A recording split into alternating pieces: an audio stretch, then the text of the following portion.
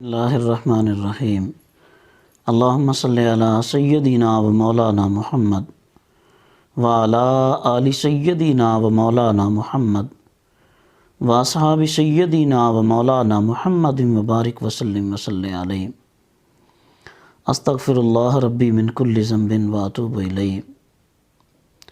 محترم خواتین و حضرات، آپ نے کبھی اس بات پہ غور کیا کہ ہر تھوڑے ٹائم کے بعد دنیا کے کسی نہ کسی خطے سے حضور نبی کریم رؤوف الرحیم صلی اللہ تعالیٰ علیہ وسلم کی شان کے خلاف کوئی نہ کوئی گستاخی کی جاتی ہے، اور کبھی قرآن کریم کی توہین کی جاتی ہے، اور کبھی اسلام کے شعار کا مذاق اڑایا جاتا ہے، اور کبھی اللہ تبارک و تعالیٰ کے احکامات کو تمسخر کا نشانہ بنایا جاتا ہے، حدود اللہ کو معاذ اللہ ظلم قرار دیا جاتا ہے۔ تو آخر اس کی وجہ کیا ہے؟ اس کی بنیادی وجہ یہ ہے کہ وہ مسلمان جو بڑی کثیر تعداد میں دنیا میں بستے ہیں، تقریباً 1.5 ارب کے قریب مسلمانوں کی آبادی ہے، 56-57 آزاد مملکتیں ہیں مسلمانوں کی، لیکن اس کے باوجود جب بھی کوئی اٹھتا ہے تو ان کے مذہب کو نشانہ بناتا ہے، جب بھی کوئی اٹھتا ہے پیغمبر اسلام صلی اللہ تعالیٰ علیہ وسلم کی معاذ اللہ توہین کرتا ہے۔ اس کی سب سے بڑی وجہ یہ ہے کہ وہ مسلمان جن کے آباء نے انسانیت کو جینے کا گر سکھایا ہے، جن کے آباء نے علمی معراج کا سفر انسانوں کو کروایا ہے، جن کے آباء نے اخلاقیات کا درس دیا ہے، دیانتداری کا درس دیا ہے، آج من حیث القوم مسلمان اپنے ان آباء کی من حیث القوم مسلمان اپنے آباء کی ان ساری خصوصیات سے خالی ہیں۔ وہ دیانتداری آج ناپید ہے، علمی برتری مسلمانوں کے ہاں تو بالکل نہ ہونے کے برابر ہیں۔ اگر عالمی رینکنگ میں دیکھا جائے تو مسلم ممالک کی یونیورسٹیوں کا کہیں کوئی نام نہیں ہے، کوئی تجربہ گاہیں نہیں ہیں، کوئی ایسے نامور سکالر نہیں ہیں، کوئی ایسے مفکرین نہیں ہیں کہ جیسے ہمارے آباء میں موجود تھے، ہمارے اسلاف میں موجود تھے۔ اور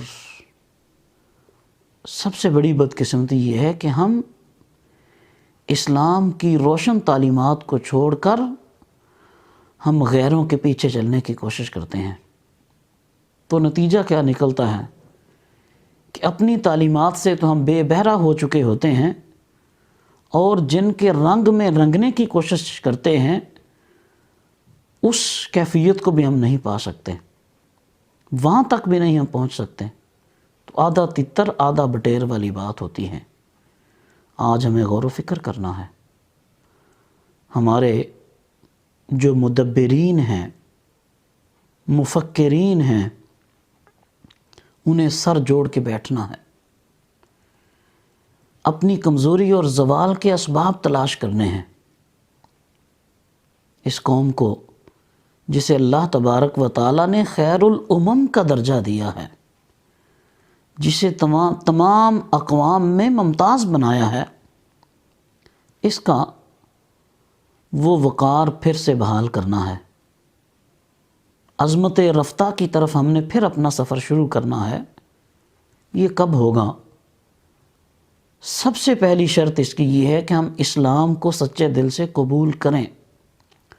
ادخلوا فی السلم کافہ، ہم اگر اسلام میں داخل ہوتے ہیں تو پورے کے پورے اسلام میں داخل ہوں۔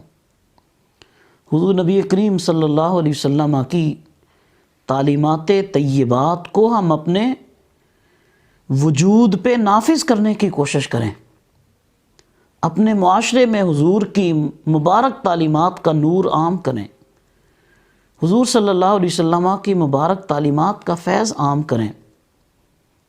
آج اگر کسی قوم کی طرف سے ہمارے آقا کی گستاخی ہوتی ہے تو ہمیں اس کا جواب کس طرح دینا چاہیے؟ ہم حضور صلی اللہ علیہ وسلم سے اپنی محبت کو اور بڑھا دیں، حضور سے جو ہمارا تعلق ہے اس تعلق کو مضبوط کریں۔ ہماری سیرت و صورت میں کریم آقا صلی اللہ علیہ وسلم کی مبارک سیرت کا عکس نظر آنا چاہیے، ہمارے معاشرے میں حضور کی تعلیمات عام ہونی چاہیے۔ برائیوں سے اپنے آپ کو بچائیں، اخلاقیات کو عام کریں، اپنے معاشرے کو اخلاقیات کا درس دیں، اپنے معاشرے کو واپس جوڑیں اپنے اسلاف کی طرف۔ لَقَدْ كَانَ لَكُمْ فِي رَسُولِ اللَّهِ أُسْوَةٌ حَسَنَةٌ۔ آج ہماری کامیابی اور کامرانی کا راز حضور نبی کریم صلی اللہ علیہ وسلم کی غلامی میں ہے۔ ہم اپنی غلامی کے اس تعلق کو حضور کے ساتھ مضبوط کریں، حضور کی محبت کو اپنے دلوں میں جگہ دیں، حضور صلی اللہ تعالیٰ علیہ وسلم کی تعلیمات کو عام کریں، تو دیکھیں پھر ہمارا معاشرہ پھر اپنی عظمت رفتہ کو بحال کرنے میں کامیاب ہو جائے گا۔